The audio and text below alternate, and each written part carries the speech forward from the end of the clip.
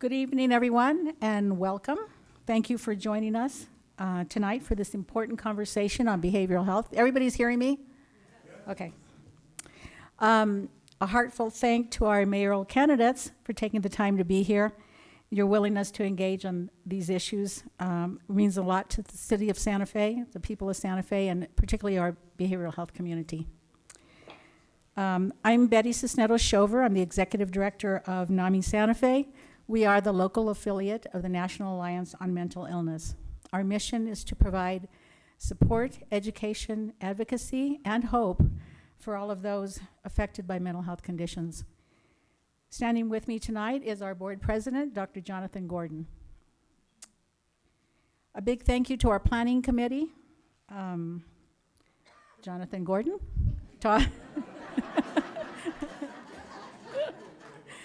No, he's not the whole committee, okay? Tom Stark, who will be our moderator, and we'll introduce him to you in a bit. Jackie Doherty, and Jessica Shover, and thank you for the volunteers who showed up today to make this event possible.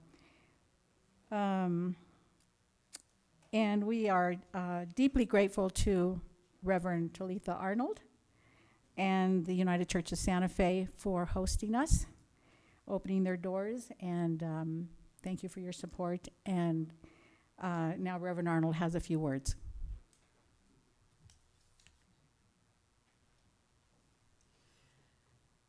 Thank you, Betty, very much, and thank you, NAMI, for hosting this tonight, and also the candidates.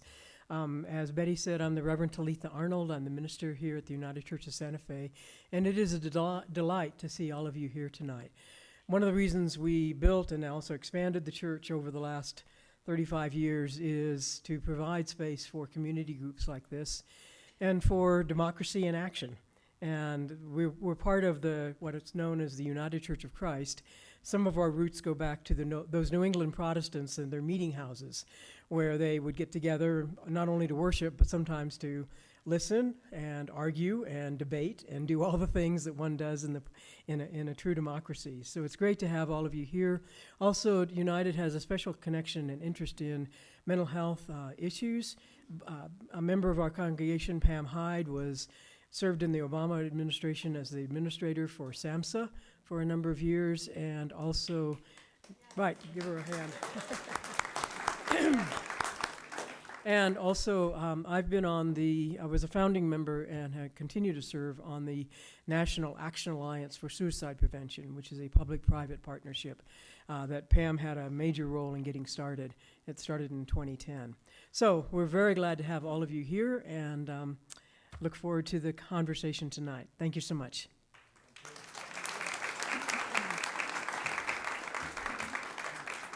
Okay, and now it's my pleasure to introduce our moderator for the evening, Dr. Tom Stark. Tom brings deep knowledge, fairness, and a strong commitment to community dialogue. So he'll be guiding tonight's discussion. Tom, the floor is yours. Thank you very much, Betty, and thank you all for turning out for this event. It's just so valuable to have discussions on mental health in our community, and so grateful to the candidates for joining us and speaking on this issue. First of all, I am Tom Stark, and Betty introduced me very well. There's not much more to say. I get in all kinds of trouble in community trying to help make things a little better and have enjoyed it immensely. Santa Fe is a wonderful, wonderful community where people really do well working together. So it's one more instance being here tonight. One of the things I have to do right now is remind everybody to silence your cell phones, because it's good for me because I usually forget, and it's really embarrassing when a moderator's cell phone rings in the middle of an event. So I would appreciate if you would silence yours as well. The other thing I wanted to mention, and I think United Church, because they have excellent audio-visual, we are recording this. We are also simultaneously broadcasting it on YouTube, and it will be on YouTube tomorrow If you want to tell someone you know that it would be great to look at this, just go Google NAMI Santa Fe. It'll take you to our YouTube channel, and you'll be able to have them pull it up and look at it. I'm sure our candidates are going to say really valuable things that everybody in Santa Fe should hear. So with that, let me go through a little bit of our process, and then we'll jump right into it. We're going to go till 7 p.m. plus or minus. Every candidate will get a chance to answer every question. Our process is going to be to start with an introduction of the candidates by themselves, and it'll be a 1-minute introduction. We do have a timekeeper in front of you who'll put up a 30-second and an end sign, and we appreciate your ending promptly, and you guys have been, this is number 14 of your debates, so I'm sure you are all experts by now, so we look forward to hearing your very considered comments. Now, the first couple questions are going to be questions NAMI put together, and we shared them with the candidates ahead of time so they'd have some time to think on it, because we wanted to hear their best answer. And then we're going to have questions from the audience, and the way we're going to do questions from the audience, there were 3x5 cards handed out along with pens, and please write your question down on the 3x5 cards. About 20 minutes, we will have people coming up down the aisles, picking up those questions.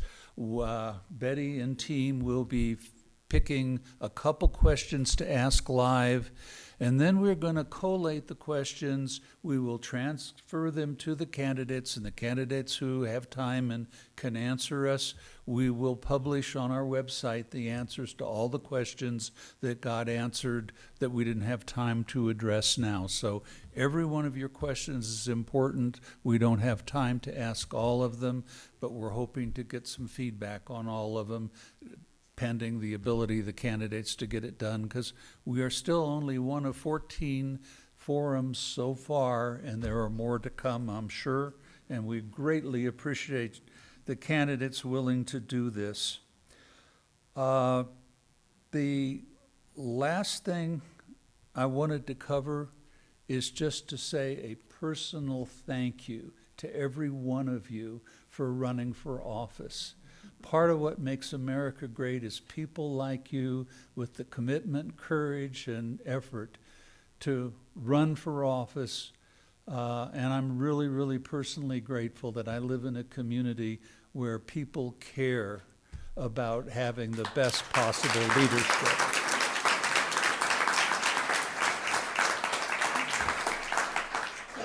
So with that, I will move into the first question. Oh, thank you. See? That's why I've got them here. They keep me straight, which I need desperately. Okay, the first question is going to be your introduction. We have a live mic. Our concept is, and we did this same way 8 years ago, as Ron remembers, is just pass the mic down. Each of you have a minute. Please introduce yourselves, and then we will ask the first question. We'll pass the mic back down the other way. Ms. Vigil-Koppler, would you please start? You can do it either way you want. Take it out, or it goes forward. There you are. Thank you. Is it on? Yes. No, it's not on. Is it on? We're not on, Elijah. Oh, there's a power button on the mic. There's a button. Oh, there's a power button. Okay. Please don't count my training time. Is it on? Now is it on? No?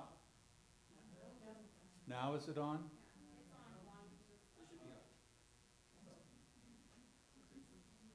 Wait a minute, I got it, Elijah. Now it's on. Whoa, it is on.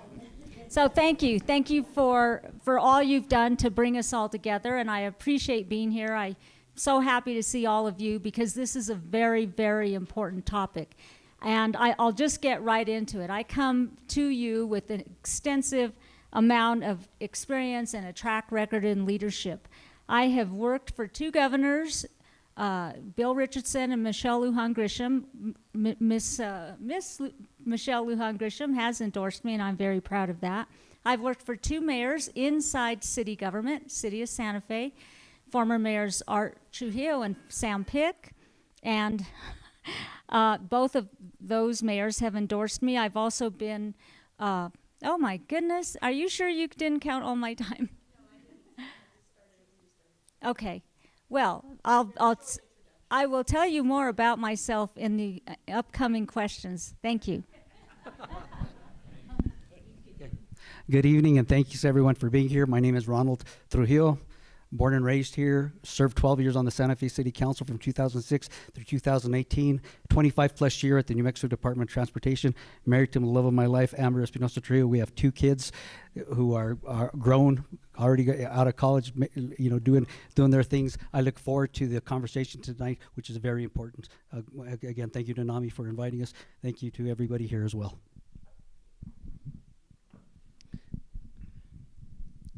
Hi. Hola, Goye. My name is Oscar Salazar Rodriguez. I'm running for mayor to make things better in our beloved city.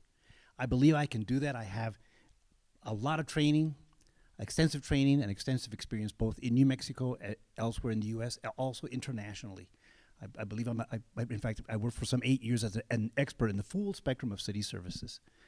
I'm ready to work. I'm ready to go, and I would be expecting to start really fast.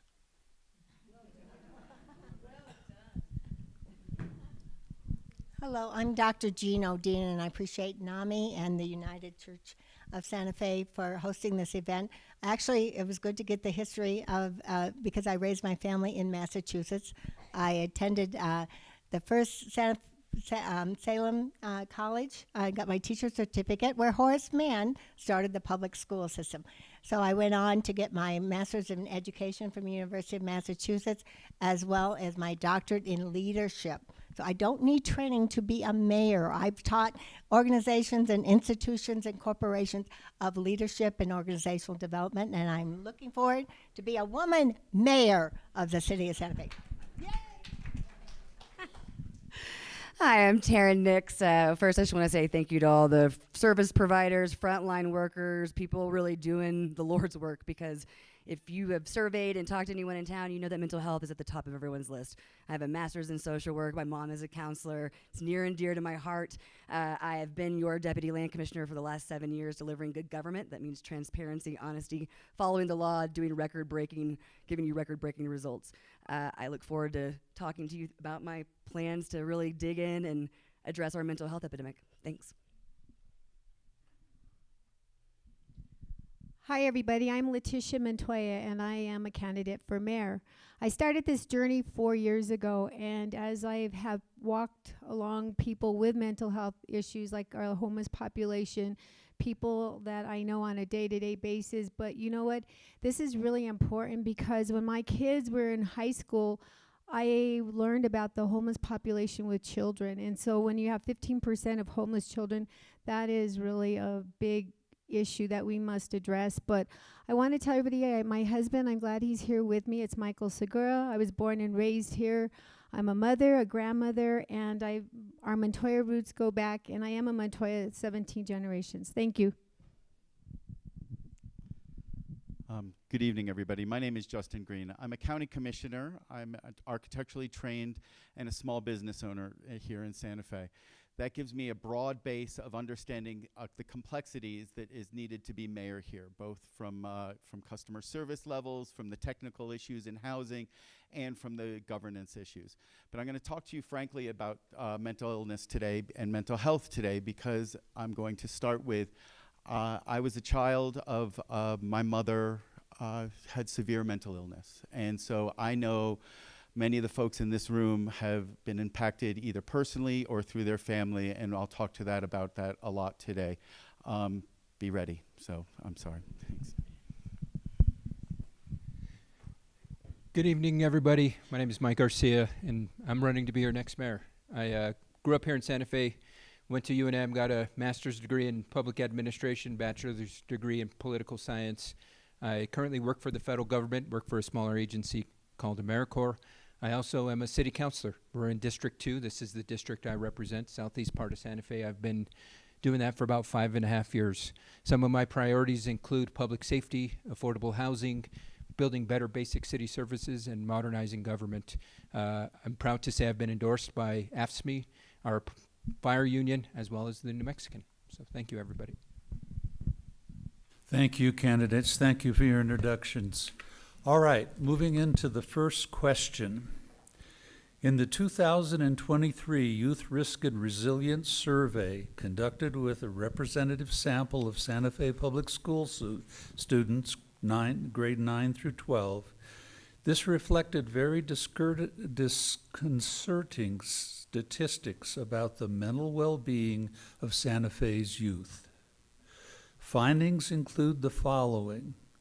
15% of students in grades 9 to 12 have seriously considered or attempted suicide.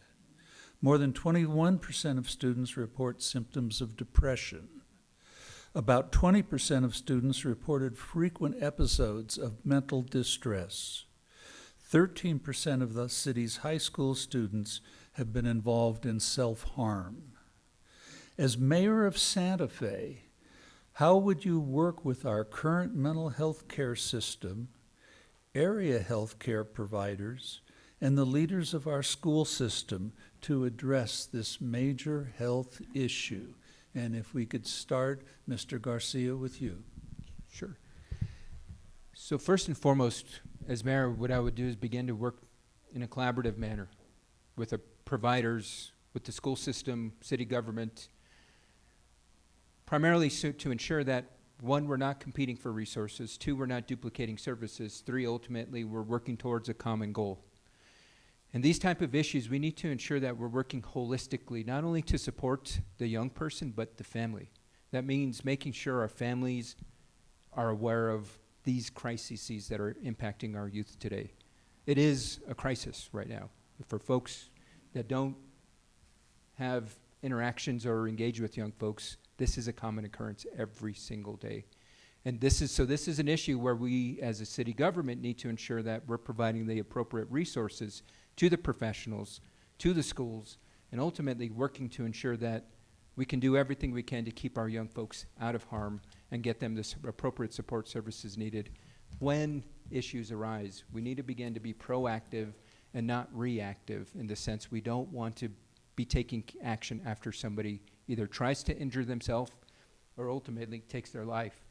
I mean, it's that dire right now. So that's my plan, is to begin to coordinate, collaborate, and eventually strategically plan to address these issues. Ready? Excellent, thank you. So as a Santa Fe County Commissioner, that's actually where behavioral health has fallen in the last few years. The city and the county have partnered with the county actually taking on a lot of behavioral health aspects of this. And so in that part, Santa Fe County is in the process of buying a building over on Parkway Drive, the old NCGR building. It's an amazing building that is going to be the home to between 6 and 8 different behavioral health facilities for youth, focused on youth, and it's going to be a regional facility. So when we talk about not duplicating, well, Santa Fe County is in the process of putting this together. We are the leaders of this already, and we are in the process of standing this up. It'd be great if the city came on board, and as mayor, I will make sure that the city is on board and the school district is on board. This is going to deal with suicide prevention. It's going to deal with bereavement. It's going to deal with art therapy. It is going to have a whole plethora of crisis management, drug treatment for youth. This is the future for Santa Fe and the region in the area. And Santa Fe County is in the lead of this. Additionally, I was a board member of the Buckaroo Ball, and many of you may know this. This works with Santa Fe youth across the region. And in 2 of the 3 years that I served on the board, we focused on behavioral health and bullying for youth to make sure that we had the best support systems. And we gave hundreds of thousands of dollars to the support organizations that were doing great work in this community. So we need to continue that investment. That's with Solace, that's with Gerard's House, that is with so many different good, really important projects here in Santa Fe. So we're going to continue doing that, and the city will be a key partner under my leadership. Thank you. Okay, this is really important because I see this on a day-to-day basis while I pick up my shopping carts. And the thing about it is, what I see with our children is that we have a teen center. So I'd like to do can you hear me? Okay, I'd like to do a partnership where we have a mobilized group that has, that they come into the teen center and they sit and they don't really tell the kids who they are, but they do art therapy, they do some counseling, but also integrating our senior citizens, because I'd like to also have mentors that will be working with these children, but at different locations, not just in one set area. We have areas throughout our city that I want to implement and bring back to being a reality, where we have Monica Roybal Center, the Alto Center. We have more facilities throughout our city, and then we meet the needs of these children, because these children we got to focus on them right now, and mental health is an issue because it affects everybody. Everybody in this room has probably had something that happened to them, that somebody needed help. So it's time for us to act, and especially with our children, and giving them the resources that they need, the tools, so that they are successful and that they accomplish more than what we're giving them right now. You know, a lot of times it's all about talk, and I see the talk, but I see nothing happening. So it's time for a mayor to come in and really do the job that cares about our children. And you know what? I'm in it for all of us, and I'm in it especially for our children, and to bring in after-school programs. So the more we could do for our children, the better off it is for them. Thank you. Hi, Taryn again. 2 years ago, I started an organization called Fix Our City Different, and after surveying 1,000 Santa Feans, I'm not shocked that adults are having a hard time accessing services, but the response from parents about not being able to access health care, job training, for their youth job training kind of services, like they don't even know they exist. I really want us to focus on LGBTQ housing for the youth that don't have anywhere to go. I think what Justin just talked about is excellent. I'd love to hear more about it. I think that we need to make sure that everyone in the city is trained effectively from the teen center on to actually be able to direct folks in the right place, to do early intervention work that's from bus drivers on, and really start to re-engage with our families and give them the tools, whether that's sending stuff home from schools, doing email blast, or really annoying text messages that I'm sure you're all getting right now. And the last is like making sure that we're ready for the things that kind of come down the pipe from Trump, right? He's already threatened the suicide prevention lines and other kind of services, and so I think making sure that the city is coming up with really creative ways to fill the gaps in case they do happen, is what I'm here for. So yeah, I'm a fast talker, sorry. Again, I'm Dr. Gino Dean. I received my doctorate in leadership and schooling from the University of Massachusetts. I became a key consultant for the U.S. Department of Education, and more or less the regional and national and international implementation. So we've addressed the mental and behavioral issues all the way in the K-12, all the way up to college. Right now, this Columbus Day weekend is the highest suicide rate for college students. So I want to encompass beyond just the K-12. What we've been doing is with the problems, making a community and working with the mental behavioral health. Part of my thing, I came to Santa Fe as an extended stay in 1996. I authored 2 Senate bills in the state of New Mexico, recognized by the U.S. Department of Education as the most innovative education program in the entire country. We're looking at establishing our national headquarters on the Midtown campus in 2009, but Governor Richardson had other deals, ballroom, backroom deals, so we didn't get funded, but I'm coming back for funding. I'm advancing the global knowledge economy. One of the key things that I would like to work directly with the school district is we've got to remove cell phones from the students and let them start interactive and social doing that. We have got to, Meta just announced Instagram is now going to do a PG-13. So that, to expose them, we need to get activities, sports activities. This needs to be more of a family-oriented community, not just retirement and tourist community. So we've got to support the families, and I appreciate NAMI and other organizations like Tierra Nueva that has over 500 clients working with young children and adults. So, as we can combine the sources of NAMI and Nueva, and I will end there. Thank you. Very good. The general infrastructure for mental health services in New Mexico is that the state generally leads it, and it's coordinated locally by the county. So, and I'm so happy that the county is taking these very aggressive steps forward. And really the role of cities is to just be an effective partner with the county in doing that. And as mayor, I want to make sure that the city is in fact an effective partner, such that we never worry that audits aren't going to get on time and make us ineligible for grants, grant applications.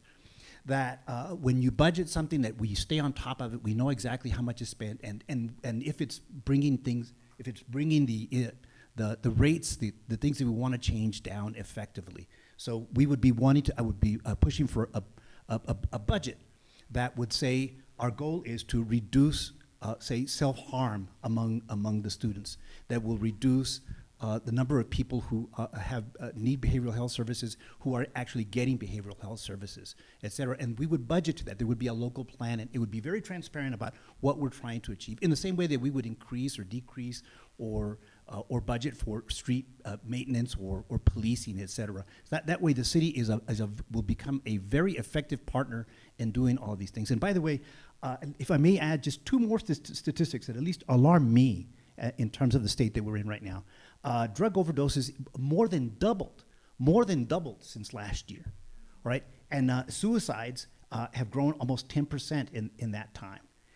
And by the way, here's to me the scariest statistic: about 68,000 of the 68,000 cases where grandparents are raising their grandchildren because their kids are either incarcerated or incapacitated because of drugs or mental health illness, et cetera.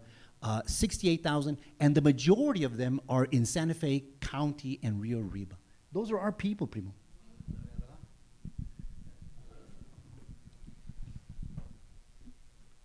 What is it going to take to stop this happening in Santa Fe? It is a crisis. I believe anybody here that's dealt with it, I feel for you. If you haven't, thank God. I spoke with my daughter. My daughter allowed me to say some things. Me and my wife went through this with my daughter. One of the hardest things we've ever gone through. Thought we might lose her. But because we were able to work with her, work with schools, we overcame this. She overcame this. She graduated from college. She's not going to medical school. As a father, you don't know how much how happy I am. Again, too, I've been talking about through my whole campaign, collaboration, bringing the stakeholders to the table. Why doesn't this happen? Yes, I now hear county, city, that's great, that's wonderful. Part of that equation includes the schools. I've been a coach here in the city of Santa Fe. Little league, you name it, high school, middle school, elementary, I've coached. You have to understand kids. You have to actually sit down and talk to them, bring them to the table. We need to know what's happening in their lives. And again, as Jean said about with the phones and all that stuff, we're living in a different time now, people. Social media, you see all this hatred that tends to make some of our kids want to take their lives because of bullying. Back when we were in high school, if you got bullied, you settled it out in the playground. Things are changed now. I'm going to tell you this, as mayor, one of my first priorities, we need to declare a youth mental health, a city priority. That is one of the first things I will do within the first 30, 60 days. I want our kids to feel, safe in their community, and I want them to grow up in this community and make something of themselves. So as mayor, the kids have always been top of my list, and I will continue that as the mayor of the city of Santa Fe. Thank you. I think with mental health and all the mental health issues, all of us have experienced something in some degree or another, as have I and my family. We definitely need to make this a priority. One of the things with the issues surrounding mental health are that people tend to be ashamed and shameful, and they don't really bring it out in the open as much. So as a result, I don't think that we pay enough attention to this issue, and we should, because it's so involved in every single thing that happens in our lives, in our city. One of the things that I wanted to mention is I do have a master's in public administration, but I have a bachelor's in psychology, and this topic really fascinated me as I was going to school and otherwise. And so I brought those things with me as HR director to the city and established the city's first employee assistance program. Now, we do have employees in the city who suffer many, many things, and that I don't think will stop. And so we need to think about not only our communities and our children in schools, but the employees that work for us. There are very big issues that we deal with. As an HR director, I worked for the city of Santa Fe twice, and this is really important. I also have relationships with the legislature, the judiciary, and of course the executive, because I've worked in all those institutions. So with the judiciary, I'm very aware of the programs that, you know, people going through court with mental illness, and I know we may get a question on that later. But I would work with the governing body, the school board, the superintendent, the school nurses, the legislators, the governor's new children's cabinet secretary, and devote staff in the city to this issue to work with all of these entities. And I have built relationships with people around our city and our state to do this. And I'm really, really focused on making this a priority. Thank you. Thank you, candidates. Now we are at the time, before we ask the next question, we would like you to pass your questions to the aisle. Our volunteers will pick them up, and we will only be able to select a few of them, but we're looking forward to asking your questions as well. And while the volunteers are doing that, I will move on to our next question, which is, as a mayoral candidate for the city of Santa Fe, what would you do in your first year in office to ensure that law enforcement officers and staff receive training in evidence-based de-escalation techniques to prevent and mitigate physical and emotional harm when law enforcement are called for assistance? And we will start with Ms. Vigil-Koppler, please. Well, the first thing I would do is see what the City of Santa Fe Police Department has done already, and are those trainings that I know they offer in this topic. I know they do that because it's a requirement of many of the oversight agencies that watch over police departments and what they do. But a lot of times you have this requirement and these offerings, but organizations lose track. You know, you have turnover. Who's taken these classes, who hasn't? But I think it's important to make sure that our officers are trained, and that as you have turnover, they come into it with the knowledge of how you de-escalate violent situations. And with the alternative alternative resolution staff that have recently been acquired by the city, I think that's helpful. My son is in the fire service, and I know that he has commented to me that is really helpful. And to continue that and make sure it's staffed, and that those alternative dispute resolution staff members are trained as well is important, because they all should work together as a team. The last thing we need is to be cited as a police department for being part of the problem instead of the solution. And because if you don't do that, then you lose funding, and certainly you cause undue criticism of the department, and that's something we don't need. But de-escalation is a really fine-tuned skill, and we need to pay attention to that, because we read all over the country about police departments who don't have those skills, and that creates lawsuits, it creates a whole lot of things, and money. It costs a lot, and we don't need that in our department. So I will make sure that we get in there and see exactly what they're doing and how well they're performing. Thank you.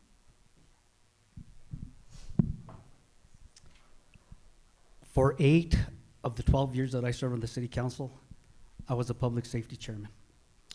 Back when the public safety chairman had teeth in this community, back when we did things, back when I had the ear of my colleagues on the council.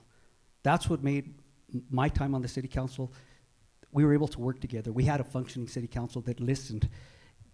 One of the biggest things when I was at the New Mexico Department of Transportation, my big thing was training for all my employees.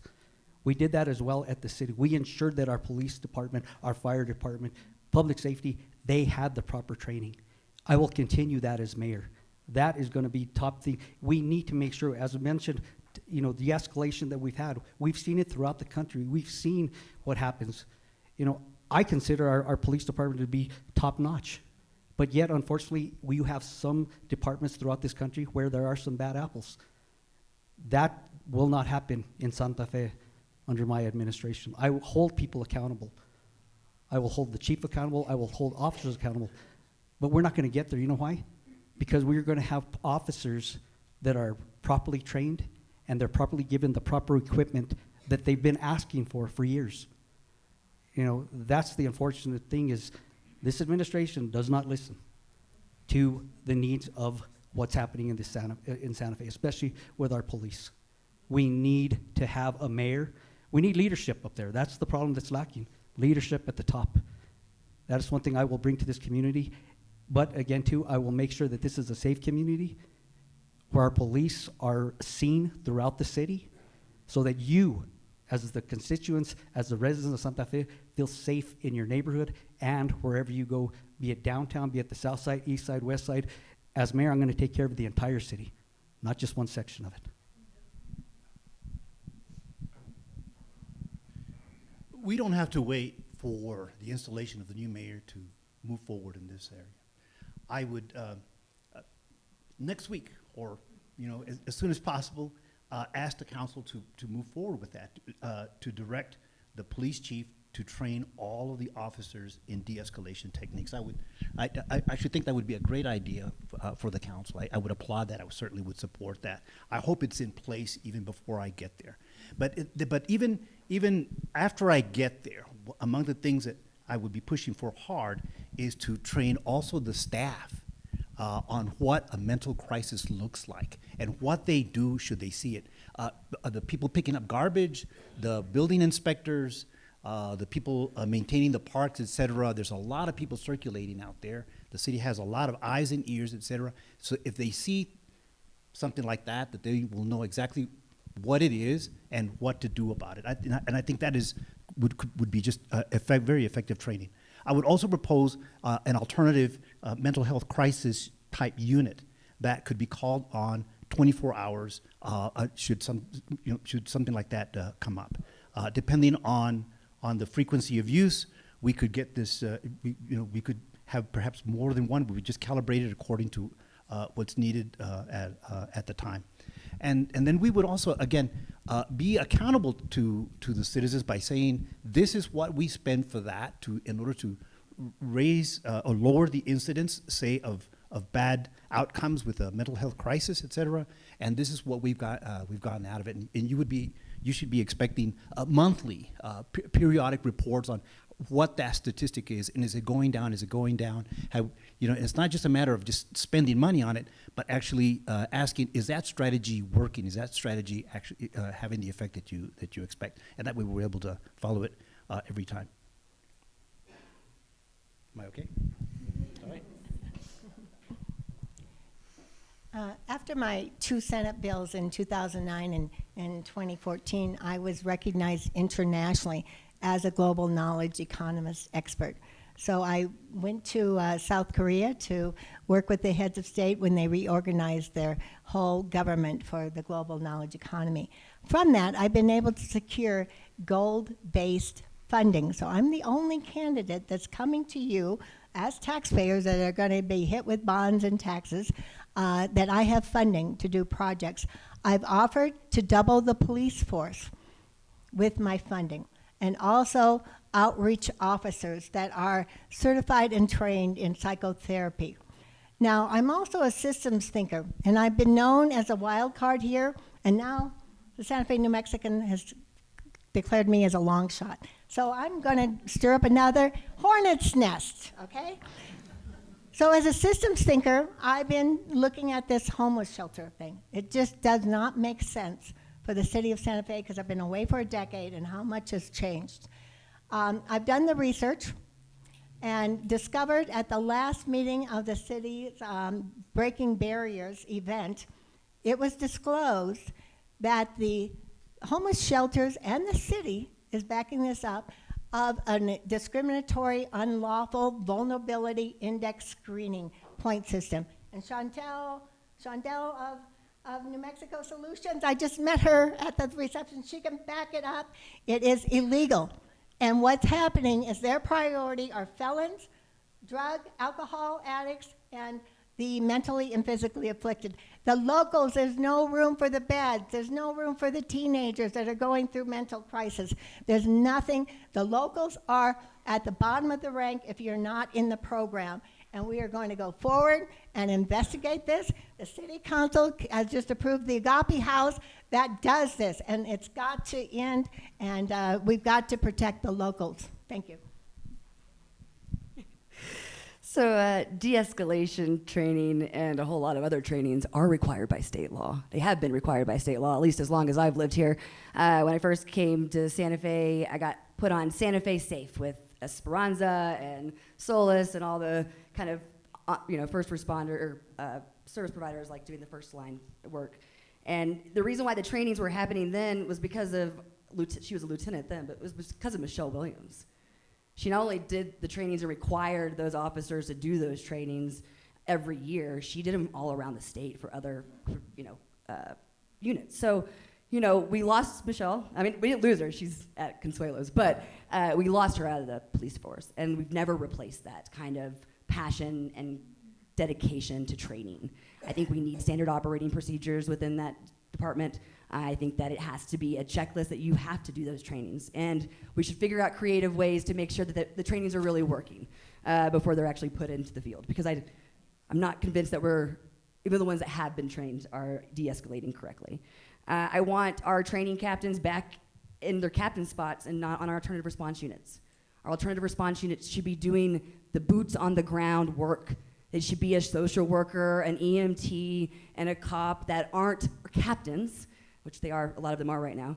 They should be the boots on the ground folks every day in the community, meeting folks where they're at, getting to know the folks that need the help. And that's not what their role is right now. Right now they're clearing encampments and they're doing Narcan. I want to expand the required trainings. I don't care what the state tells you. I think we should do more. I want to start the community dialogue. Back 20 years ago, 30 years ago, I heard that they used to do monthly meetings with cops, community members, service providers, organizations, schools, county, and city. And they would all break out into little groups, and they would be able to have really honest conversations. You'd get to know a cop, they'd get to know you. It would be kind of a real community aspect, and I want that back for us. Thanks. Okay, we're talking about the alternative response units, and what I found out is that the fire department oversees that division.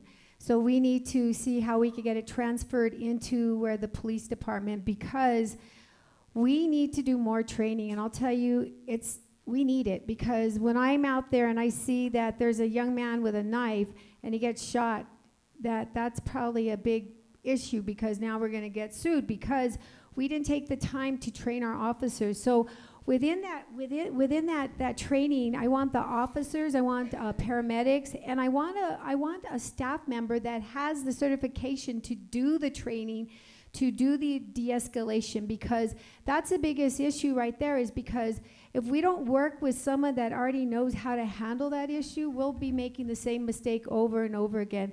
And on top of that, I don't want it it ends at 5 Monday through Friday. I want a 24/7 response.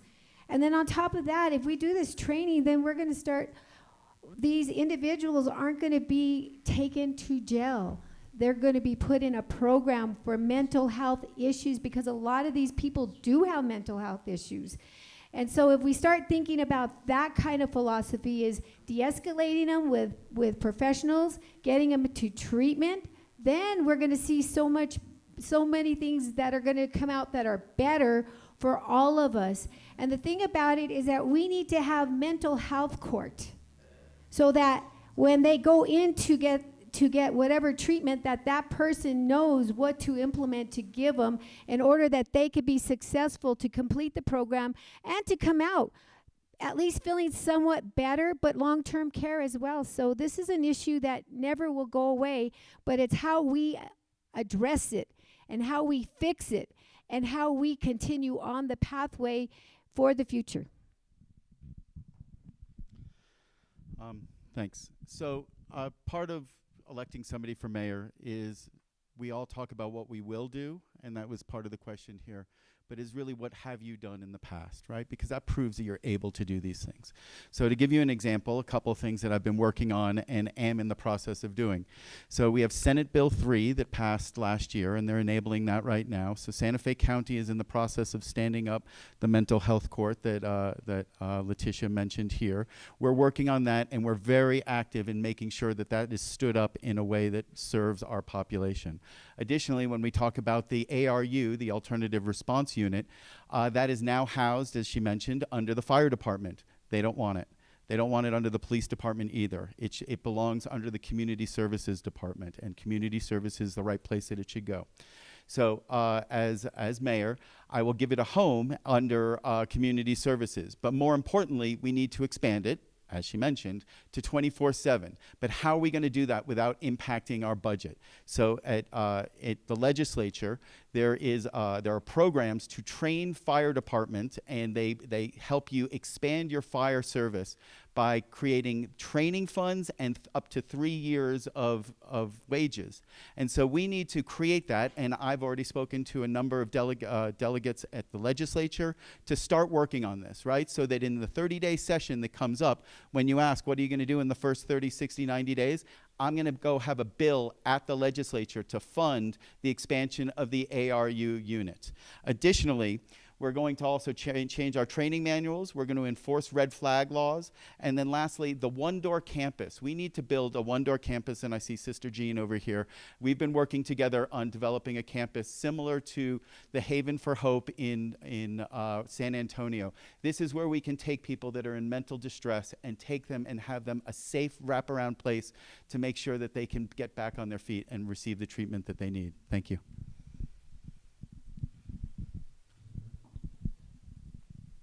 Well, the topic was de-escalation, and I appreciate the comments of diverting away from one-stop campuses, but de-escalation has become a major problem with our police force. And so the way you address that is through constant training. There are already required annual trainings by the state.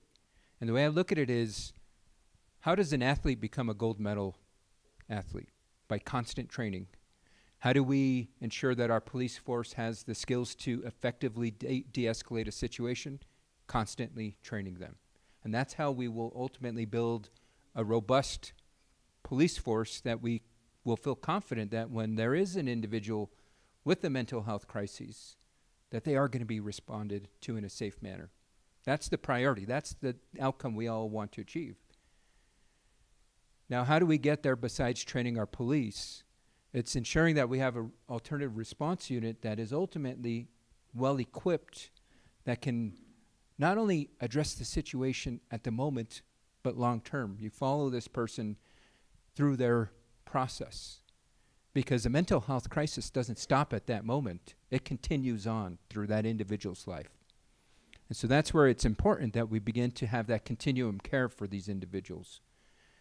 And we work together, whether it's with the police force or with the local providers, to ensure that we're working to get folks the help they need.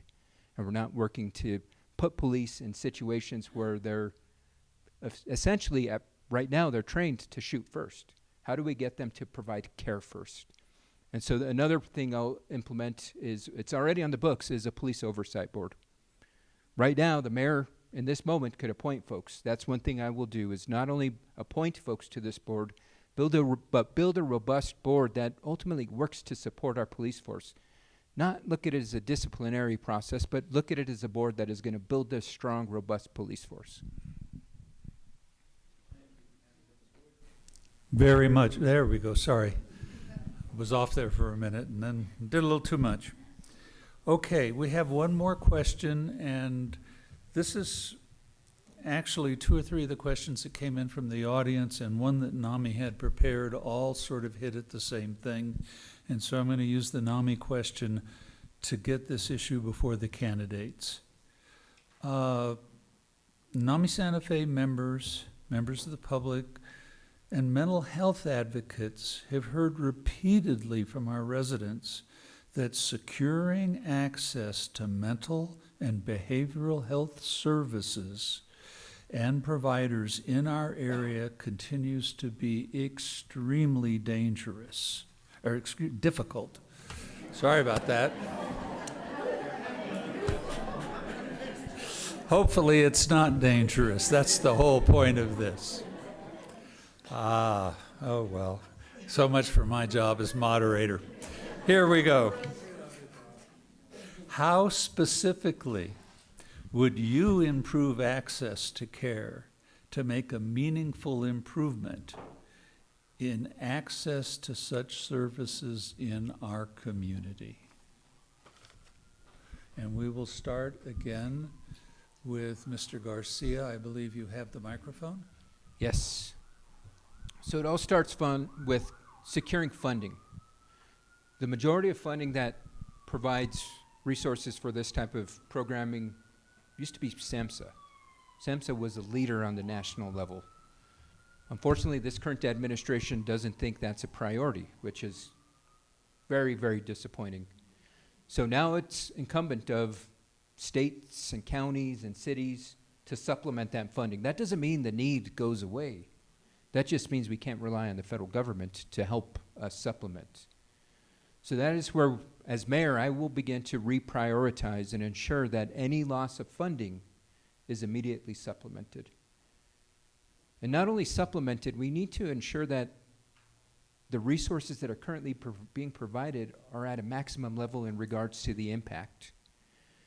We keep, and this is a narrative that's been pushed, I've been hearing it for 10 years now, where former Governor Martinez has decimated the mental health system and we're in shambles. Well, we can't keep pointing towards the past and blaming previous governors. It's our responsibility of the present to build it back up. And so with that, we can't rely on the federal government, and so it's incumbent of us at the local level, the regional level, to ensure that we're building this system. That way, when federal funding goes away or state funding goes away, you have a sustainable infrastructure in place. And you have a revolving process of funding in regards to, well, if there's no federal funding, we'll supplement it with city, county, state, et cetera. If there's no state funding, we're gonna hopefully, supplement federal. Because I mean, this is a cyclical process in the sense, maybe I'm optimistic, but at some point in time, there will not be a president in Trump in office. We will have SAMHSA funding available to our communities again. So again, we have to plan. Thanks. So, as some of you may have heard, I grew up in New York City. You know what New York City had? Really robust mental health care.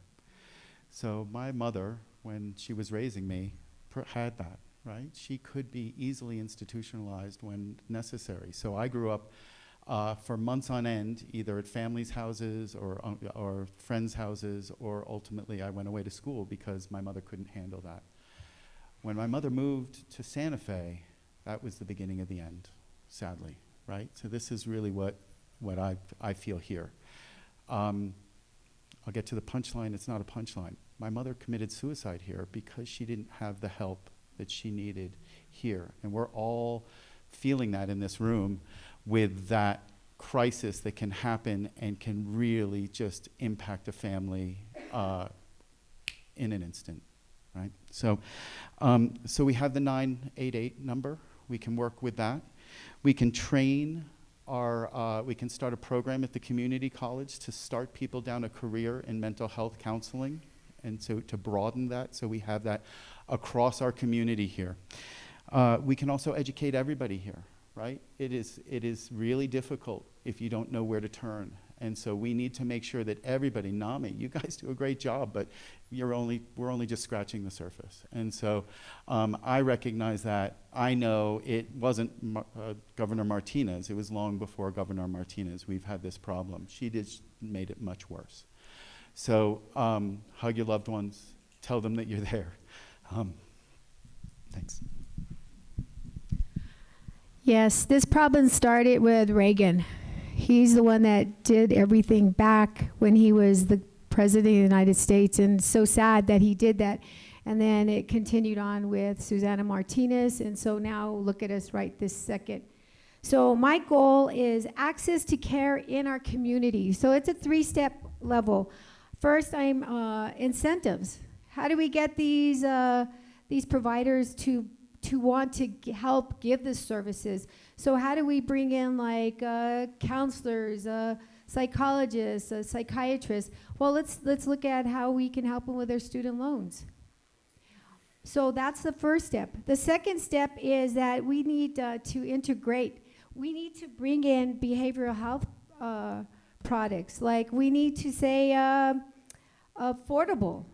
That's the key component, affordable, because right now our providers are not taking Medicare or Medicaid, which is so sad because a lot of people live on those two insurances. So that's something that we need to offset with these providers that we want to bring into our city to help this issue. And the last is, well, you know, sometimes my husband's a veteran, and what happens with him is that since we don't have mental health issues here in Santa Fe, he has telecare. So he meets with someone online all the time, once a week. So, I mean, there's alternatives. But what happens if these people are homeless? Well, that'll be that we need to have a substations throughout Santa Fe where you have community centers within there, so there is resources, like there is a phone, there's a computer, there's something in there that they can, if they have an appointment, if they have a court date, that they have a facility to do this stuff. So it starts with ideas and works into, and it manifests into ideas that it works. And and so if we start thinking outside the box, we'll achieve more programs for mental health issues. I talk a lot about my first 30 days, and I have a financial component, a wastewater component, and a one-stop location that's shifted a little bit because of some of the members of NAMI. But you know, we need an encampment zone, we need an emergency shelter and resource center. I really love Interface Rock idea, and we need a drug rehab facility that's actually free because we've lost the few kind of cheaper ones. And I did say that we needed a mental health facility, and I still think that, but some members suggested something that I think is even more brilliant, which is figuring out how we create a regional partnership with the state to do a teaching mental health hospital. So not only will we have the space for the folks that need it, but then we'll be putting people back into the job workforce. I am, you know, committed to figuring out what you want and bringing y'all back to the table in a real way. That's that first 30 days. It's everyone around to say what we need and how we get there within that first year. If we have to go to a bond, then I'm willing to do that in the first year. I feel really strongly that we should be using city land to help y'all, right? Whether that's giving you land to build on at a discounted rate, or you know, giving you buildings to be in. When I started Fix Our City Different, I not only did the residents, but I also started with the nonprofits and service providers. I sent y'all a survey as well that you could fill out. A lot of y'all did. Thank you for that. That talked about what the implications were if the funding stopped coming down from the federal government, what the city could do to help you. I take that really seriously. I'm not going to make decisions based on a whim, that have been done for the last decade. I'm going to listen to you. I'm going to listen to the data. I love data, and I like systems that work.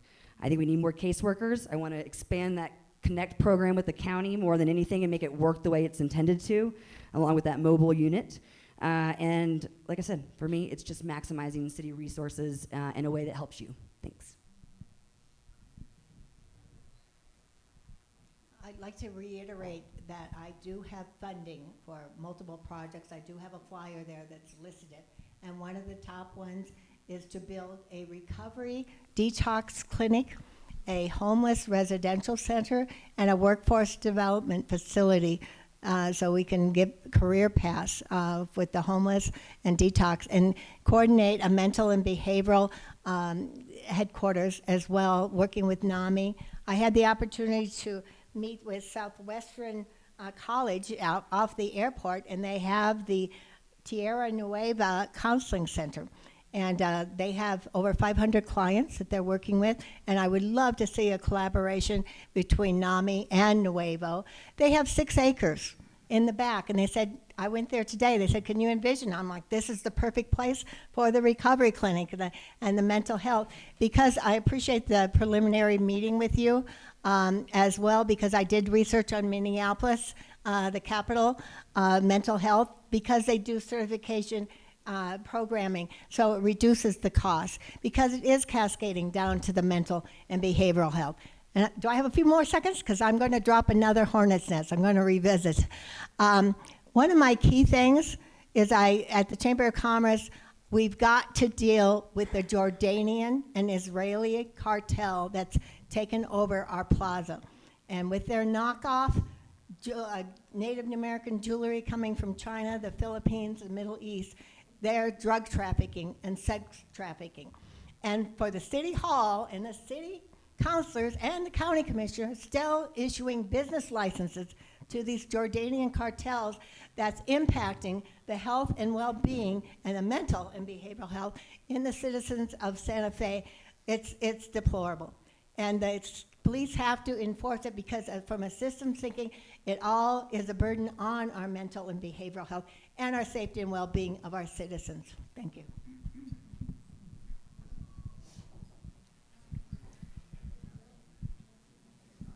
So the cuts are coming from the federal government. They've been retreating for some time. They've been promised. Here we are in the 14th day of a federal government shutdown, and with no end in sight. Those cuts are coming.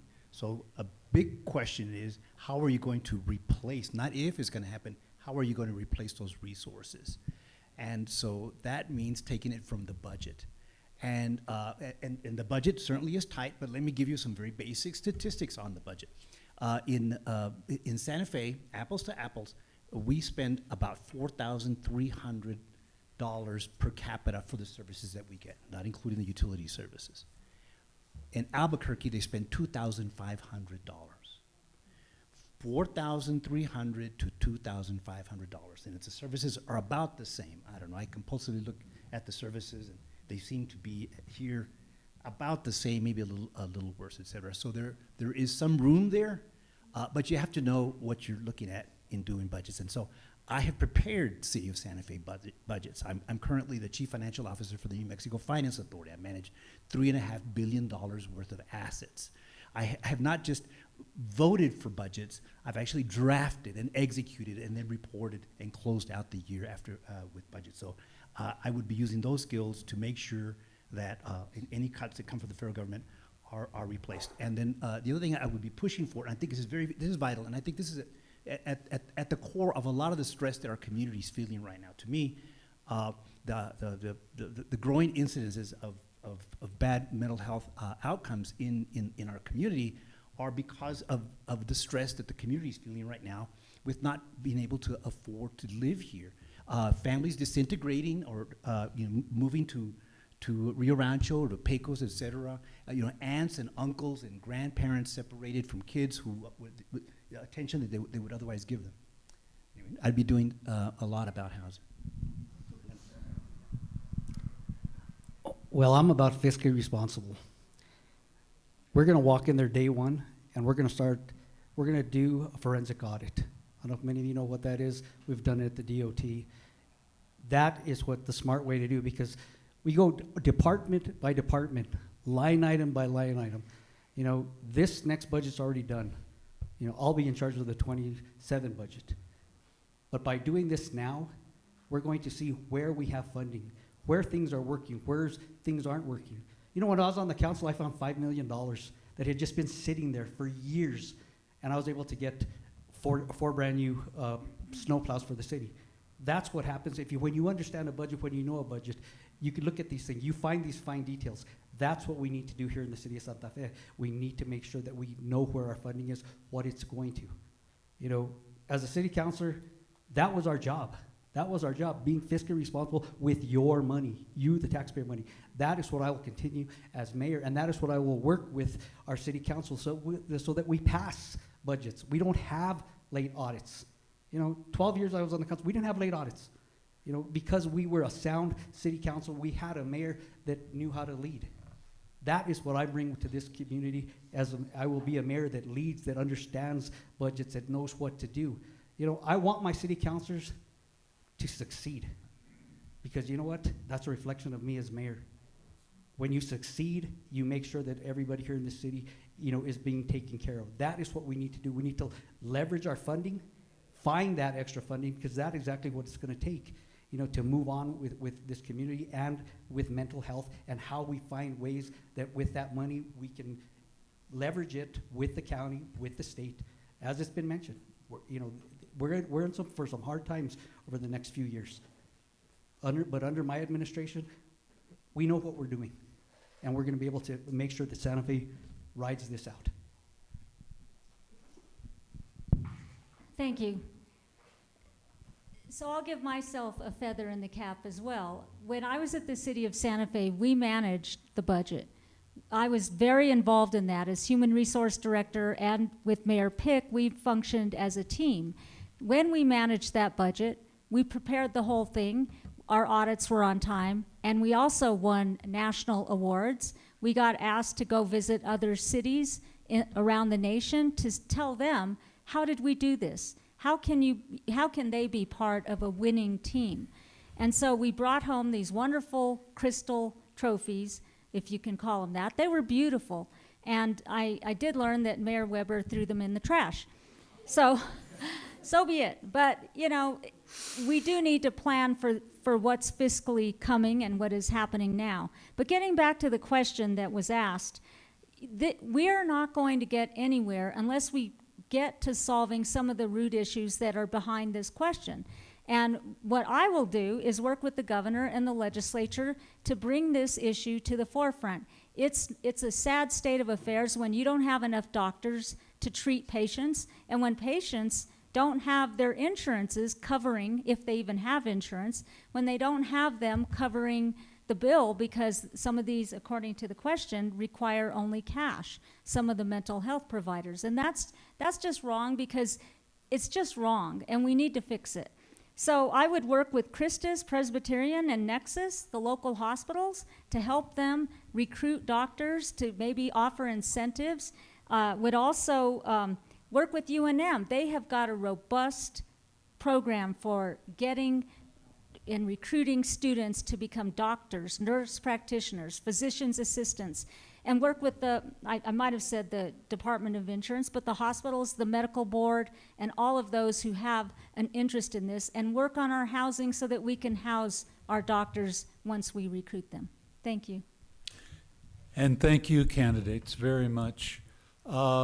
Before we go to the next question, which is another audience question, I want to mix the order up a little bit, and I wanted to ask Mr. Oscar Rodriguez if you could be prepared to be the first response for the question, and we'll just run down the aisle, and then we'll come back and catch the last two. So a little bit real-time improvement in how we're going to do the process. So appreciate your patience with me on this. This next question came from the audience, and it's, how specifically are you going to use the Senate Bill 3 behavioral health funding in Santa Fe to improve the welfare of our community? Well, I think you heard already a brilliant initiative by the county to provide a facility. I certainly will be partnering with the county to leverage that, and also with the school district. And also, as I mentioned earlier, so that the city is just a capable partner in that, so that when the city goes to apply for its piece, or to be a partner in that partnership of applying for those resources, that the city doesn't impede that because audits are late or there's problems with our basic administration. That would be the main thing that I would do.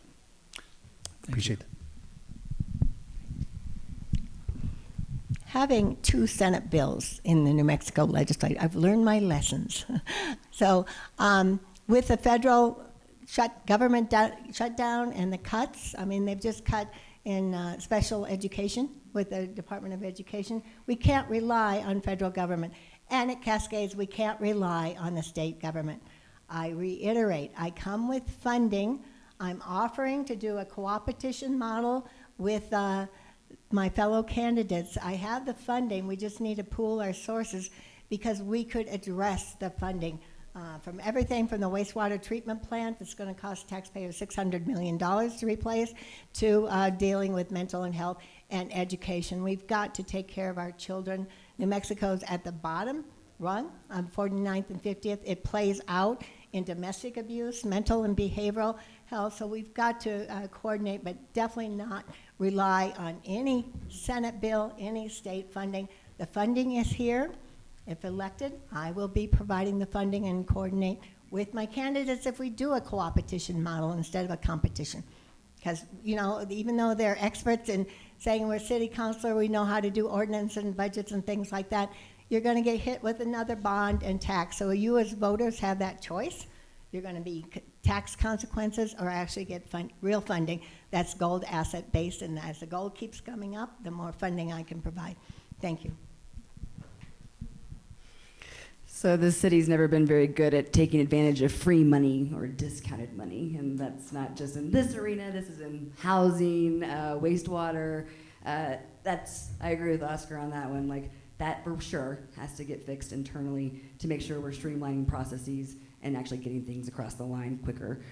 You know, I think working with service providers to figure out what you need and be the catalyst and pass through for you to be able to access state money a little bit easier and without so much rigmarole. I know that Villa Therese and La Familia want to expand services, and I'm all here for that. So that's how I would go after it if that money did come down the pipe. Thanks. Oh, and the one stop, obviously. Okay, yeah, I agree too, is that we need to go after that funding, but also there's the opioid money that we have not tapped into, and also the medical marijuana taxes we have not tapped into. So we must tap into that because that'll help us with the mental health problems right now. It'll give us funding. And that's what we're looking for, is funding. And like Taryn said, is that we need to go after it because we don't. Free money. Let's do it. On my watch, that's what I plan on doing, is going after every single fund that we possibly can so that we have the resources to keep the providers that will provide the services to the people that need it. Thanks. So Santa Fe County already has a seat at the table for SB3. So we knew that SB3 was a law of the land that was going to be implemented July 1st. And even before July 1st, we asked our Community Services Department to have solutions that they could start proposing to the district. It's being administered by the Office of the Courts and through the DA's office. And so we charted a path, right? So this is proactive, getting ahead of this. This is not like, what are you going to do hypothetically in the future when you're mayor? This is, what are we doing right now? And so that's what I'm doing as as county commissioner. Sorry, not mayor yet. So we're going to expand the county. We're going the county's work on behavioral health, both in drug treatment. That's one of the diversion programs. We are working with this youth behavioral health and mental health crisis center, and we're working with the DA and the public defender and the Office of the Courts to create a diversion program, because locking people up is not really the answer, right? It just exacerbates the problem here. If somebody's mentally ill, they need mental health care. They don't need jail. We also need to work with our schools to deal with prevention. So all too often, kids are subject to some really tragic at-home situations, and that does not have great outcomes, right? Kids think that that's normal.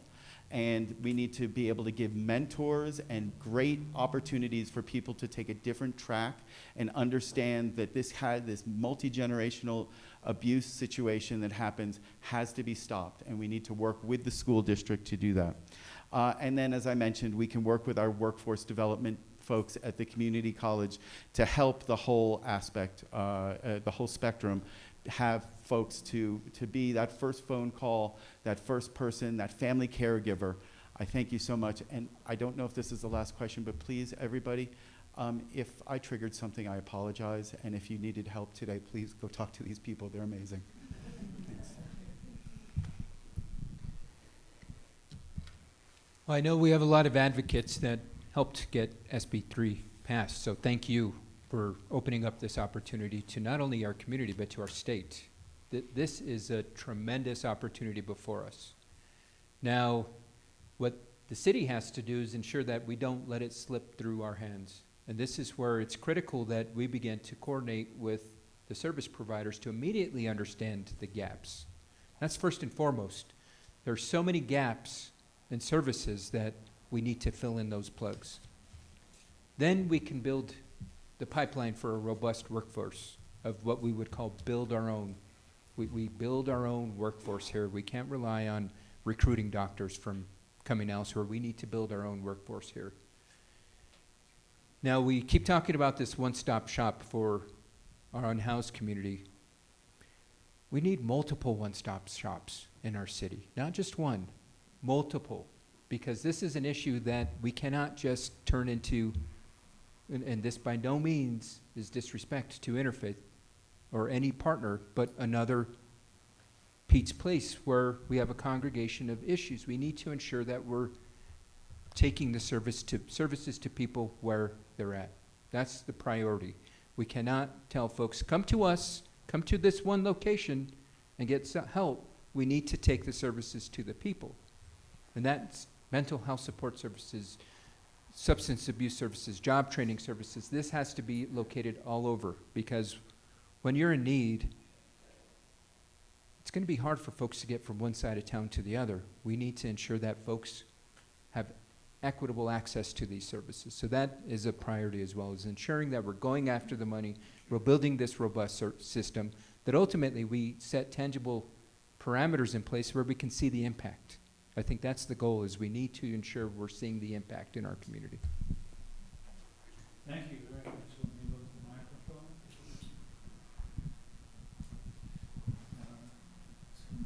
Thank you.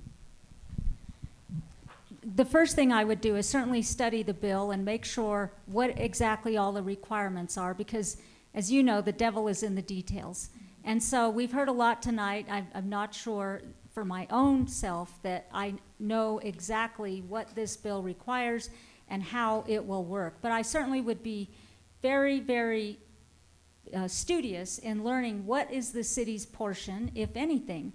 And once knowing that, and if it's just all county money, well, certainly we need to work with the county to address the city's needs. I think we need to be also very careful, because with the legislature, when you don't spend the money, it goes away. And they're getting very serious about that right now, and we almost lost our airport funding. There's other funding that we are almost losing, and we certainly have been prevented from getting any new money because the audits weren't filed on time. But I would address the city's needs in terms of what are the priorities for mental health. All of the topics we've talked about tonight are really important, and I would work with NAMI and other mental health providers to make sure that we get money allocated to those whose priorities are the first in line and that address the more serious problems. Now, I worked for the New Mexico Supreme Court as deputy director, and I ran the first judicial district courts, and I will tell you, I'm very familiar with diversion programs. And I was responsible for securing funding for the first drug and alcohol court that the first district court had, and that's been a very successful court. And I was delighted to read recently where the first judicial district court created the competency diversion court for nonviolent first-time offenders. And these are dealing with mental health issues where those offenders would be assessed and whether they should stand trial or go into the competency diversion program. That's really important for addressing mental health.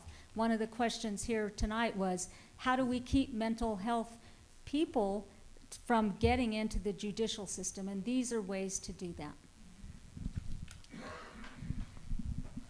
One of the other hats I hold is I'm an assistant sergeant at arms, but on the House. So I got to hear this go through. So, you know, me and my Carnal Oscar, we were just having a little sidebar. You know, we talked about this. This money is going to counties and cities that already have mental health programs in place. So definitely, I know the county's getting a lot of this funding. You know, the city is going to have to rely on you guys, and that's where the collaboration is going to come in. When our mayor is working with the county.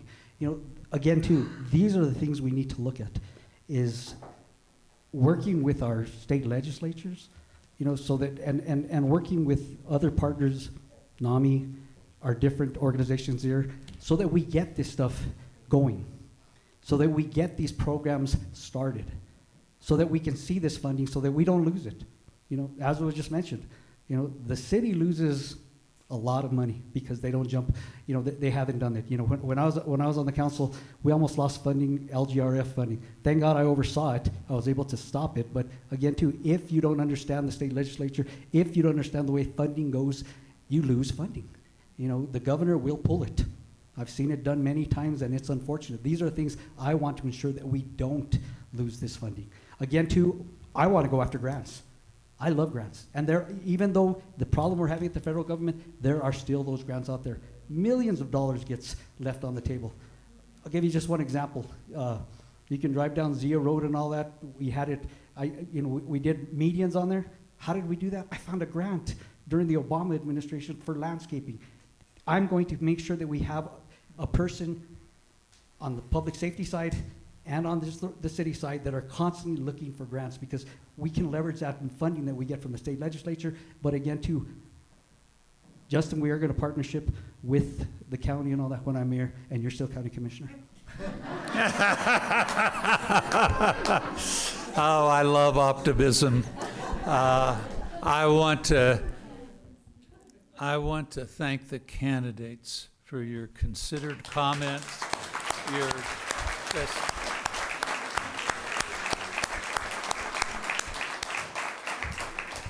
All I can say is, this a great community or what? I also would like to thank Terry Hershey, who was the timekeeper, did an excellent job. And a couple announcements in closing, and I want to follow on. Thank you, Justin, for bringing up the comment. If anybody was triggered tonight, if anybody is struggling with emotional turmoil as a result of this or anything else, please remember 988. They are fantastic people. I think 8,000 New Mexicans a month call 988. They are great counselors. Typically they answer by the third ring. So please, if you have nowhere else to turn, don't forget 988 is a place you can get help. The other thing I wanted to mention is it is dark outside. We have volunteers who will be glad to walk you to your vehicle if you'd be more comfortable with somebody who has a flashlight and can walk with you. So please be aware of that. We'll have people out by the door on the way out. Please take advantage of that.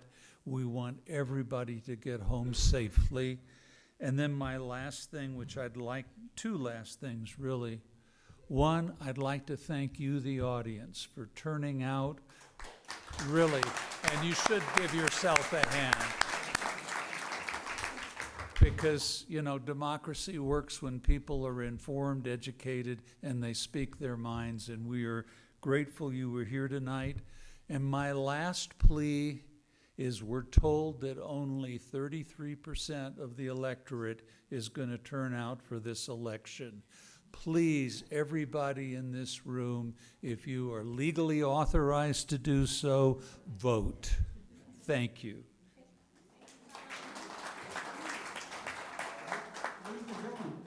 Before you leave, and this has nothing to do with this election, all that, this gentleman right here has taken a lot of heat the last week. If you know, on Tuesday we had Pecha Kucha, and Oscar laid his heart out on the line. And there are people that have ridiculed him for sharing his story, which I believe is so powerful. Oscar's my hermano, he's my carnal, and I do not, this man does not have an evil bone in his body. And I just want to acknowledge him because it's pissed me off that there are certain people that have come out and said things about him that are untrue. This is a fine man. And I just want you to know, Oscar, for me, you know, as your carnal, I know you didn't do anything maliciously. You gave your heart. And I acknowledge you for that. And I think all the candidates here need to acknowledge what you did because this is wrong while you're being treated.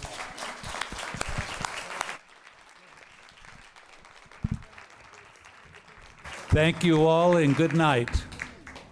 I want to thank NAMI for what they've done. When we found out that the city is not financing NAMI and they're working with volunteers, I commend NAMI for what you're doing. Thank you so much.